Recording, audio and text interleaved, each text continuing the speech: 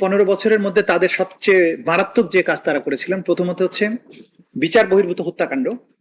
আসামিকে ধরে নিয়ে এসে অপারেশনের নামে বাইরে নিয়ে যাওয়া এবং বলছে যে তারা যখন তাদেরকে নিয়ে অস্ত্র উদ্ধার অভিযানে বের হলাম, বের হওয়ার পরে তার পক্ষ এসে আমাদের উপরে হামলা করে পাল্টাপাল্টি গোলাগুলিতে আসামি মারা যায়।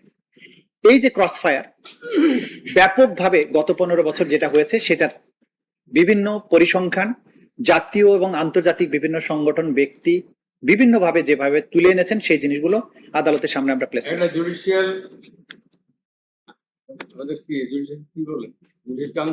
সুপ্রিম জুডিশিয়াল কাউন্সিলের কেউ যদি অফেন্স করে, কনস্টিটিউশন ভায়োলেট করেন, তো সেটার কি হবে? এটা কোন ব্যবস্থা?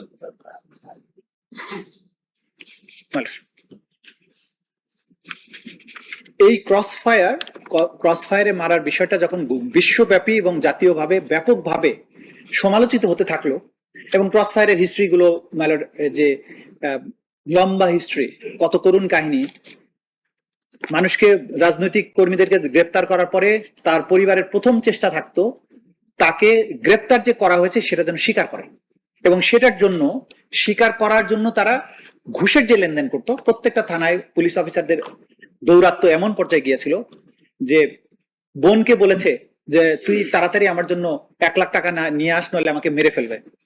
বোন পা ধরে কান্নাকাটি করেছে, বলেছে কিছুক্ষণ রাখেন, আমি আসছি। সে দৌড়ে ভোর রাতের আগে 50,000 টাকা জোগাড় করতে পেরেছে। মিরপুরের ঘটনা, 50,000 টাকা নিয়ে গেছে, তখন বলছে তুই সময় মতো আসিস না, এখানে মেরে ফেলছি। সকালবেলা তার লাশ পাওয়া গেছে। এই যে ক্রস ফায়ারের বেদনাদায়ক স্টোরি, এবং যে স্টোরিগুলো ক্রস ফায়ারে মারার ক্ষেত্রে যেটা আমরা এভিডেন্সে পেয়েছি, যে একজনকে ধরে নিয়ে গিয়ে র্যাব তাকে মিরপুরের বেরিবাদের দিকে নিয়ে গিয়ে গুলি করে হত্যা করে 3 জনকে নিয়েছে। তার মধ্যে একজনকে প্রথমে রাস্তার উপর দাঁড় করে মাথায় গুলি করে দিয়েছে, পড়ে গেছে। আবার কিছু দূর আগাই গেছে, যাওয়ার পরে দ্বিতীয় জনকে গুলি করা হয়েছে। দ্বিতীয় জনের মাথায় যখন গুলি করা হয়েছে, তার মাথায় অনেক ঝাঁকা চুল ছিল, তো গুলি করার পরে চুলের মধ্যে লেগে আগুন ধরে যায় চুলে। তখন সংশ্লিষ্ট যে পারপিট্রেটর, সে হো হো করে হাসে, আরে দেখছিস গুলি করলাম, হারামজাদার চুলের মধ্যে আগুন ধরে গেল।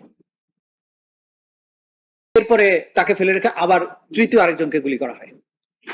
এগুলো তারা পাখির মতো মারতো, এগুলো তাদের কাছে কোনো বিষয় মনে হতো না, হো করে হাসতো গুলি করার পরে। এবং আমরা এমন পারপিট্রেটরদেরকে পেয়েছি, এমন এভিডেন্স পেয়েছি যে গুলি করতো মাথায়, যখন জমটুপি পরিয়ে নিত, চোখ মুখ বেঁধে নিত, এবং তাদেরকে এক ধরনের সিডেটিভ পুশ করা হতো যাতে করে প্রতিরোধ করতে না পারে। গুলি করে মারা হচ্ছে, ওই লোকটা কিন্তু অনেকটা জড় বস্তুর মতো আচরণ করতো, প্রতিরোধ করার চেষ্টা করতো না, চিৎকার করতো না, কারণ তাকে এমন কিছু করা হতো যে তার এই ক্ষমতাটাই আর থাকতো না। তো মাথায় যখন গুলি করতো, মাথায় গুলি করলে মগজ এবং রক্ত ছিটিয়ে এসে হাতে লাগতো। প্রথম দিকে সে হাতে এক ধরনের মোজা ব্যবহার করতো যাতে না লাগে। পরবর্তী সময়ে তার এটা নেশা হয়ে যায়, রক্ত এবং মগজের উত্তাপ হাতে না লাগলে তো আর ফিলিং আসতো না, তখন সে খালি হাতে এটা করতো। সে যখন নদীর গুলোতে গিয়ে ক্রস ফায়ারে মানুষ মারতো, নৌকার খোলের মধ্যে নিয়ে বন্দীদেরকে নিয়ে যেত, মানে প্রথমে গাড়িতে করে নদী পর্যন্ত নিয়ে যেত, সেখান থেকে মানুষজন সরিয়ে রাতের আধারে সেগুলোকে ট্রলারে উঠানো হতো, ট্রলারের খোলের মধ্যে রাখতো, মাছ নদীতে বা মাছ সাগরে ভাটার সময়, জোয়ারের সময় এগুলো হিসাব করতো, সেখানে নিয়ে যাওয়ার পরে গুলি করে একটা একটা করে মেরে ফেলে দিত। ফেলে দেওয়ার আগে আবার পেটটা কাটতো, নাড়ি ভুড়ি বের করতো, সিমেন্টের বস্তা বেঁধে দিতে, ফেলে দিত। কিন্তু মাথায় যখন গুলিটা করতো, আমরা জিজ্ঞাসা করেছি যে মাথায় কেন গুলি করা হতো, তখন বলছে যে মাথায় গুলি না করলে মরতে দেরি হয়, তা আমাদের এত সময় নেই। অ্যান্টিব্যাকটেরিয়াল অ্যাডিটিভ যুক্ত সেরা ওয়াটার ট্যাঙ্ক বিশুদ্ধ পানিতে ব্যাকটেরিয়া জন্মাতে দেয় না, মাথায় দিলে তাৎক্ষণিক মারা যায়। তো মাথায় গুলি করার আগে মাঝখানে একটা বালিশ রাখতো যাতে মগজ এবং রক্ত ছিটে মুখে না আসে। এই যে অ্যাট্রোসিটির মহাকাব্যিক উপাখ্যান, এইটা বাংলাদেশে গত 15 বছর ধরে তারা কায়েম করেছিলেন। এই মামলার বিচারের জন্য এই প্রেক্ষাপটটা অসম্ভব গুরুত্বপূর্ণ। তারা মানুষ, এই ছাত্রদেরকে পাখির মতো যে মেরেছে 1500 মানুষকে, এই মনস্তত্ত্বটা কোথা থেকে আসলো? তার আগে তারা হাত পাকিয়েছে এইভাবে মানুষকে মেরে। সুতরাং এই যে মাইন্ডসেট, হার্ডনেট ক্রিমিনাল, তাদের এই বিষয়গুলো এই মামলার বিচারের জন্য অসম্ভব গুরুত্বপূর্ণ। তো ক্রস ফায়ারে মারা যখন খুব বেশি প্রশ্নবিদ্ধ হতে শুরু করলো, তখন তারা একটা নতুন পদ্ধতি গ্রহণ করলো যে এটা তো মুশকিল, তাহলে বেটার হচ্ছে প্রথমে স্বীকার না করো, গুম করে দাও। গুম করার পরে কয়েকটা কাজ হতো।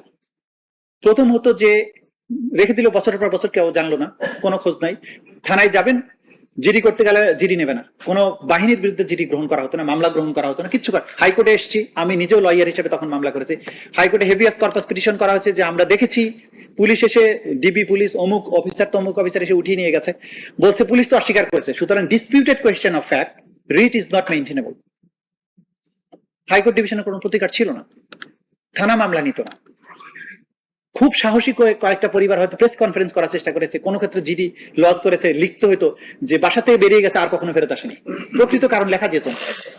এই যে মিসিং এর বিষয়টা হলো, তো প্রথম কাজ হতো যে যতদিন খুশি তাদের গোপন কারাগারে বন্দি রাখতো, তারপরে কাউকে যদি মনে করতো যে এটাকে আর বাঁচা রাখার দরকার নেই, তাহলে তাকে ওরা বলতো জি করা, গলফ করে দেয়া, তারপরে নিয়ে কোনো গোপনে নদী নালায় খাল বিলে মেরে ফেলে দিয়ে আসতো। কখনো লাশ পাওয়া যেত, কখনো পাওয়া যেত না, আনআইডেন্টিফাইড লাশ হিসেবে আবিষ্কৃত হতো। রেল লাইনের উপরে হত্যা করার পরে হয়তো ইনজেকশন পুশ করে হত্যা করেছে, করে লাশটা ডিসপোজালের জন্য বিশেষ করে কমলাপুর টু টঙ্গী এই রেল লাইনটাকে বেশি ব্যবহার করা হতো। লাশটাকে রেল লাইনের উপর শুয়ে রেখে তারপরে দাঁড়িয়ে থাকতো ট্রেন কখন আসবে, ট্রেন আসতো, ছিন্ন বিচ্ছিন্ন হয়ে যেত, চেনার কোনো উপায় থাকতো না, তারপরে ওনারা চলে আসতো।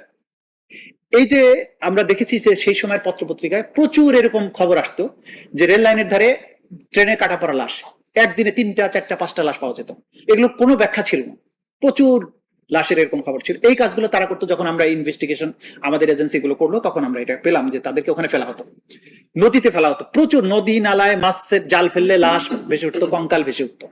নারায়ণগঞ্জের 7 খুনেরটা তো প্রকাশিত হয়ে গেল, প্রকাশিত হওয়ার মাধ্যমে তাদের বিচার হলো, তাদেরকে সরাসরি আদালতে উপস্থাপন করা, মৃত্যুদণ্ড হলো।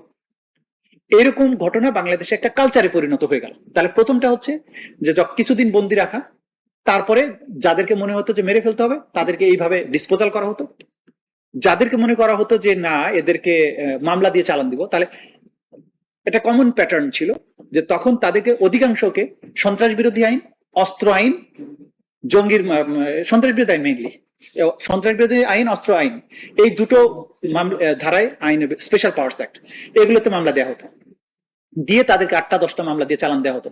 হয়তো তাকে 3 বছর আগে গ্রেপ্তার করা হয়েছে, 3 বছর পরে বলা হলো গতকাল তাকে অমুক রাস্তার মধ্যে থেকে অস্ত্র সহ গ্রেপ্তার করা হয়। তারপরেও তারা মিনিমাম সান্ত্বনা ছিল যে এই লোকটাকে পাওয়া গেল। তাহলে আর কিছু লোক হচ্ছে যে তারা কখনো ফেরত আসলো না, বন্দি থাকলো 5ই আগস্ট পর্যন্ত, 2024 সাল পর্যন্ত। 3টা ক্যাটাগরি। একটা হচ্ছে অনির্দিষ্টকালের জন্য বন্দি, যাদের হোয়ার অ্যাবাউটস কেউ জানে না। সেকেন্ড ক্যাটাগরি হচ্ছে যাদেরকে কিছুদিন বন্দি রাখার পরে মামলা দিয়ে চালান দিল। আর থার্ড ক্যাটাগরি যারা হচ্ছে যাদেরকে বন্দি করার পরে একটা সময় কিল করে তাদের লাশগুলো চিরতরে গুম করে দেওয়া হয়। এই যে কালচার প্রতিষ্ঠিত হলো,